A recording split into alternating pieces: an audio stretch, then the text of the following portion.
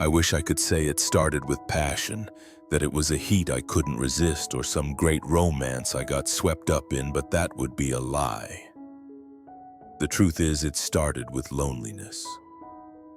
We moved into that house 4 years ago. Big, white porch, maple tree in the front, quiet neighborhood, everything I thought a happy family needed. And for a while we were, or at least it looked that way. My husband David was a strong man, steady, decisive. He works in construction management, early mornings, late nights, the kind of man who builds things and breaks only when necessary. I admired him. I loved him. But he was also distant, not cruel, not cold, just always somewhere else in his mind, focused, serious, always doing what was right. I used to tell myself that was enough, that stability was love, and maybe it is for some people. But for me, over time, it started to feel like I was living in a house with a shadow. We didn't fight, we didn't laugh. We just existed, shared tasks, shared a bed but not a life. And then there was Ethan. He moved in next door after his wife died. He was polite, a little reserved at first. He had this way of listening, really listening, that caught me off guard. When we talked over the fence about lawn care or mail or trash days, he'd ask about my day and actually wait for the answer. I didn't think of him as anything more than a neighbor at first.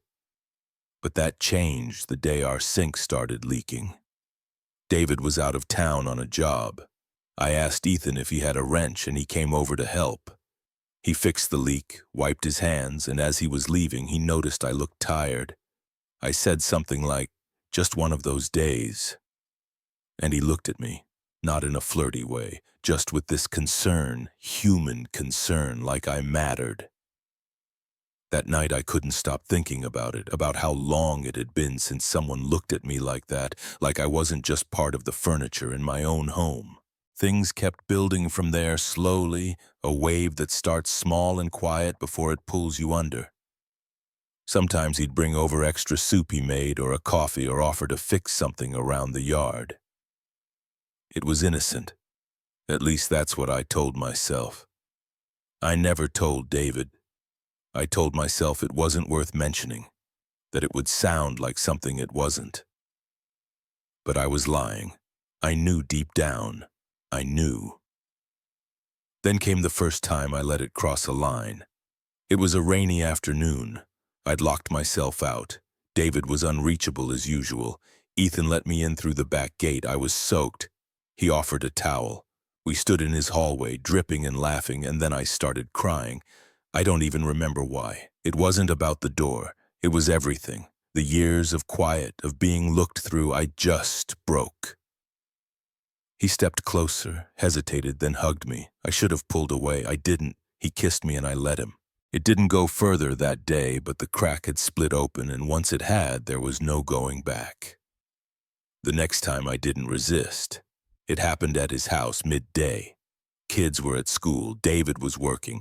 I had no excuse, no confusion. I knew exactly what I was doing, and I did it anyway. Afterward, I sat in my car for nearly an hour before driving home.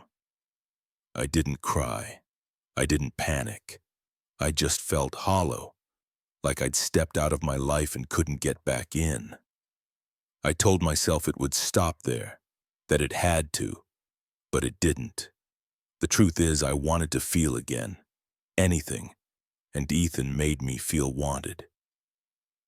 There were times I looked at David across the table, in the driveway, beside me in bed, and felt this overwhelming guilt, but also this bitter question growing inside me. Would he even notice if I disappeared? I hated myself for thinking that. One night, David and I were watching TV. I turned to him and said, "Do you still find me attractive?" He looked startled. "What kind of question is that?" I shrugged. "I just want to know." He frowned. "Of course I do. Don't be ridiculous." Then he turned back to the screen. That should have been enough, but it wasn't. I needed more. I needed to be seen, not just answered. The last time it happened was in our kitchen. That's the part I can barely say aloud. David had left for work early as usual. I didn't expect him back. Ethan came over to drop off something. He'd always find a reason. And we ended up talking over coffee. I don't remember how it turned into touching, or maybe I do, but I wish I didn't. It was fast, familiar, wrong. And then I heard the door, footsteps, David's voice. I forgot my laptop. I froze. Ethan froze. David walked in, and it was like the room cracked in half. He didn't yell. He didn't even blink. He just stared, took it in like a crime scene. Then he turned to Ethan and said in the calmest, coldest voice I've ever heard, "Get out of my house." Ethan stammered something. David didn't move, just stood there, hands fists. Ethan grabbed his keys and left without another word. And then David looked at me. He didn't ask questions, didn't accuse, just said, "You disgust me." Then he walked upstairs. I stood in that kitchen for an hour, not moving. I didn't cry, I didn't scream, I just stood there, surrounded by the wreckage of something I couldn't undo. He came downstairs about 20 minutes later, dressed, calm, his laptop bag in hand, the one thing that had brought him back home accidentally into betrayal. I hadn't moved from the kitchen. I couldn't. My feet were rooted to the floor like they had grown into the tiles. My hands trembled just enough to feel wrong, but not enough to do anything about it. He didn't look at me as he walked past, but he still spoke. "I'm staying at Mark's tonight. We'll talk tomorrow." Then he left. The door closed it softly behind him. That somehow hurt more than if he'd slammed it. It was the silence of finality. I don't know how long I stood there staring at nothing. The kitchen smelled like coffee and shame. It still had the warmth of two people who'd touched, but all I could feel was the chill settling in.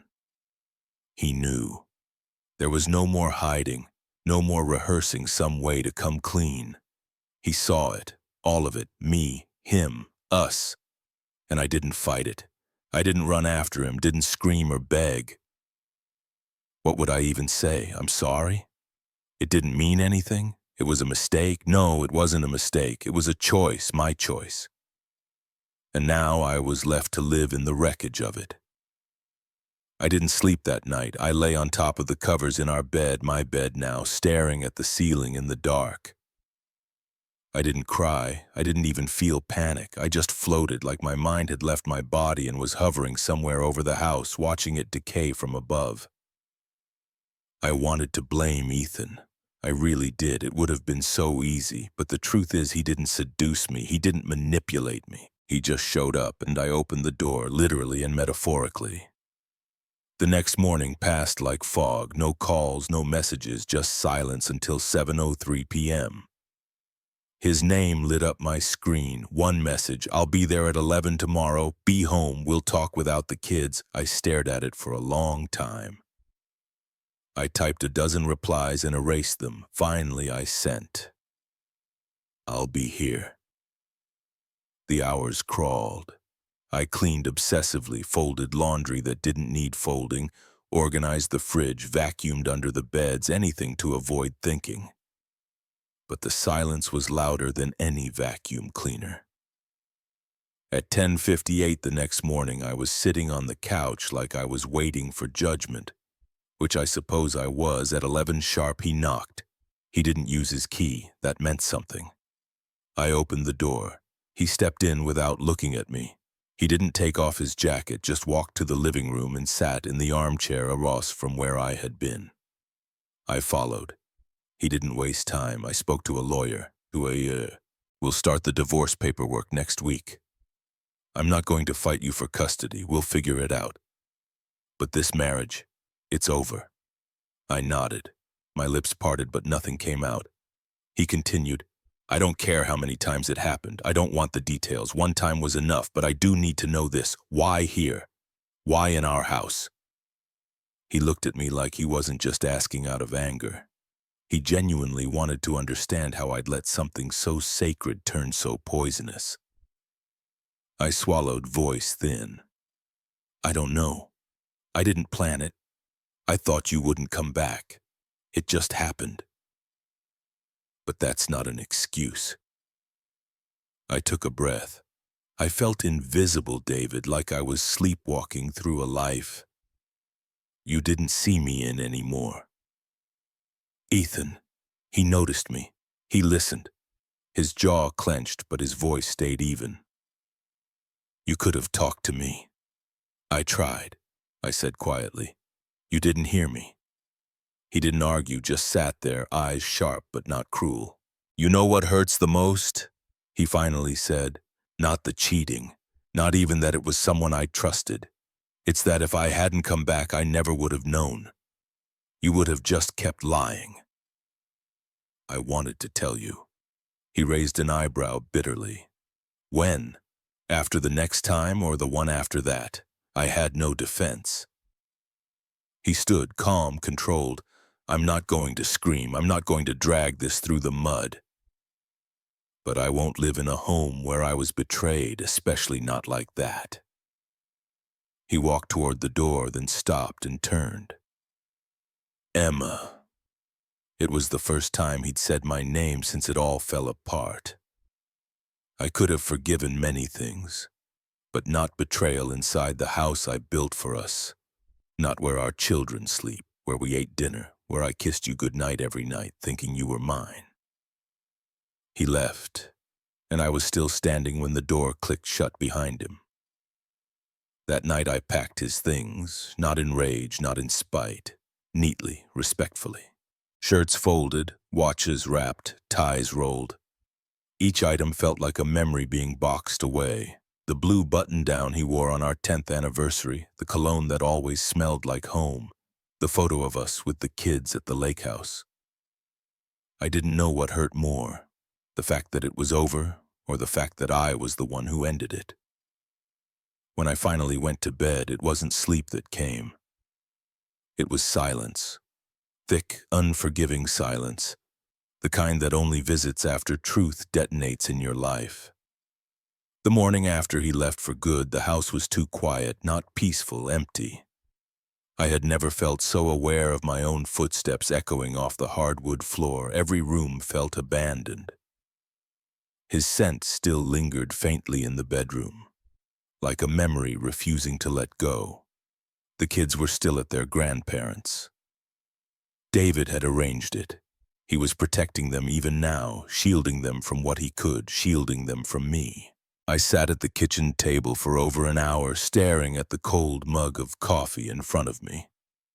I had no appetite, no plan, just a bottomless ache and the slow creeping realization that I had detonated the center of my life.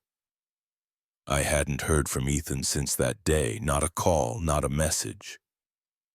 I don't know whether he was scared, ashamed, or just done, and I didn't chase him. I couldn't.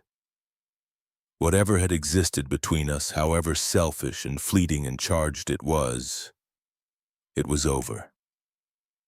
This was mine to face now. When the kids came home, I felt like I was starring in a play written by someone else.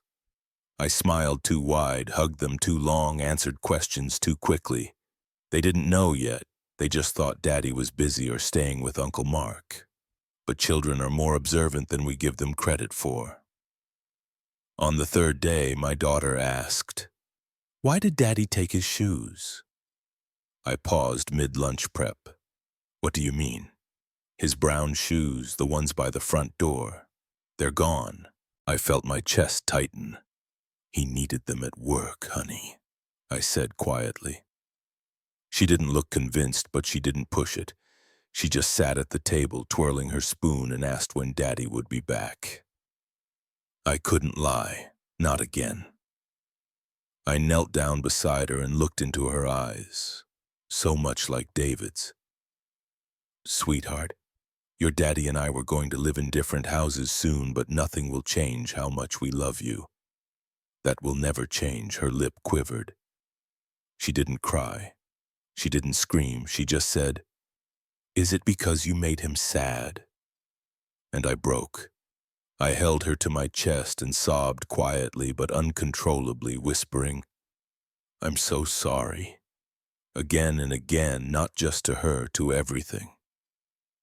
The days that followed blurred together. I went through the motions, drop-offs, pickups, laundry, work emails I barely read. Every moment was wrapped in this constant tension, like the air was heavier now, harder to breathe. David was civil, distant, but never cruel. We spoke only about logistics, schedules, lawyers, documents. He never raised his voice. That was almost worse. He had sealed the door shut on us and left not a crack open. He'd told our close friends and family a sanitized version of the truth. Irreconcilable differences. I knew it was to spare me, spare the kids, and I hated how gracious he was in doing so. It made my guilt feel radioactive. Sometimes I caught myself looking at the neighbor's window, Ethan's. I hated myself for it, but I'd pause, eyes scanning for movement, just a silhouette, anything. One evening after putting the kids to bed, I was walking past the front window when I saw him outside, standing on his porch, arms crossed, staring at the darkened street. Our eyes met. It was only for a moment, a second, maybe two, but it felt like a lifetime. And then he turned away and went inside. I didn't expect to see him again, but 2 days later he knocked on my door. I opened it hesitantly. He looked different. Not the relaxed, boyish neighbor who used to wave as he mowed his lawn. His jaw was tight, his shoulders tense. We didn't greet each other. He just said, "Can we talk?" I stepped aside. He came in, and the silence stretched between us like an invisible wall.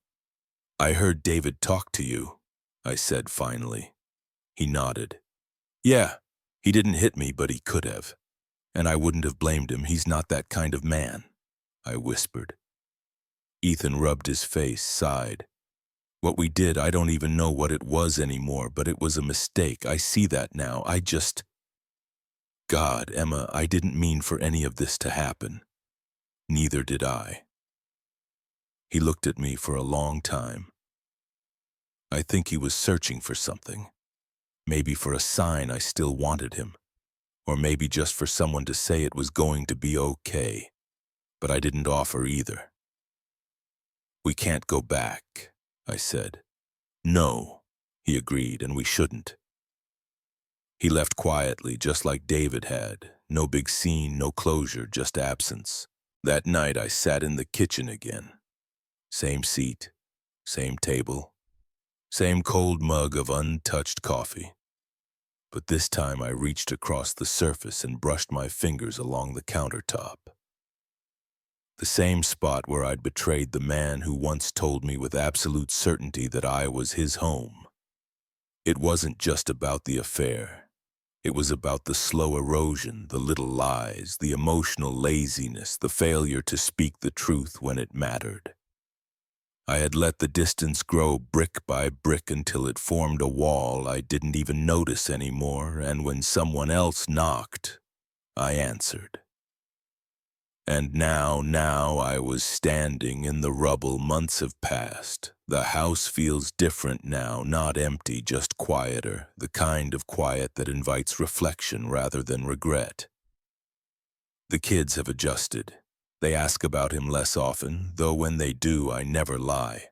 I've learned not to. I've learned that honesty, even when it's hard, is the only way forward. David and I speak occasionally, calmly, respectfully. Sometimes we even laugh, usually about the kids. There's a peace between us now, not built on love, but on mutual acceptance of what was and what can no longer be. I don't see Ethan anymore. His house was sold last week. A new couple moved in. I watched them from the window, boxes in hand, full of dreams. I hope they do better than we did. As for me, I'm still learning how to be alone without feeling lonely. Some days I fail, other days I surprise myself. I take walks, I write. I sit with my mistakes instead of hiding from them. and sometimes I even forgive myself a little. This isn't a redemption story. There's no clean resolution, no ribbon tied around the pain, but I am still here, still standing, still learning. And maybe that's enough. In the heart-wrenching tale of Emma's unraveling marriage, we uncover a timeless lesson about the silent killers in our relationships. Loneliness and unspoken truths. What begins as a stable life, built on routines and quiet companionship, can erode into a void where one feels invisible like a ghost in their own home. Emma's affair wasn't born of malice but from a desperate craving to be seen, heard, and valued. A reminder that even the strongest foundations crack when communication falters. Her betrayal in the very kitchen where family memories were made shatters everything, exposing the raw pain of trust broken and lives upended. Yet amid the wreckage, there's a flicker of hope. Growth comes from facing our mistakes head-on, embracing honesty as the bridge to healing, and learning to forgive ourselves in the quiet aftermath. This story urges us to nurture our connections before they fray, to speak our hearts before silence turns to regret. It's a poignant call to cherish the ones we love, for in the end, what we build together is fragile, but what we rebuild alone can be resilient. What lessons have you drawn from moments of heartbreak? Share your stories in the comments below. We'd love to hear how you've overcome similar struggles. If this emotional journey resonated with you, hit that subscribe button, turn on notifications, and join our community for more real-life tales that inspire reflection and change. Your support means the world.